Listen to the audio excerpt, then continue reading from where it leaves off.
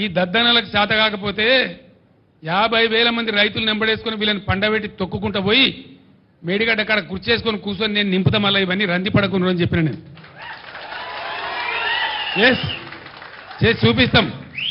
చేసి చూపిస్తాం గోదావరిలో నీళ్ల ప్రవాహం మొదలైన తర్వాత బరాయితో సంబంధం లేకుండా నీళ్ళు లేపచ్చు మళ్ళా మిడ్ మానేరు కలకల్లాడుతుంది లోయర్ మానేరు కలకల్లాడుతుంది తక్కువ పడితే ఎస్ఆర్ఎస్పీకి ఇయ్యచ్చు ఎత్తాల నీళ్ళు ఇప్పుడు ఈ ప్రభుత్వం ఇది దీని పేరు చెప్పి దాని పేరు చెప్పి ప్రజల నోట్లో మట్టి కొడతామంటే ఇక చూస్తూ కూర్చోం మనం కొత్తగా ఎలక్షన్ తర్వాత కాబట్టి కూర్చున్నాం మౌనం పట్టాం కానీ నేనే పోతా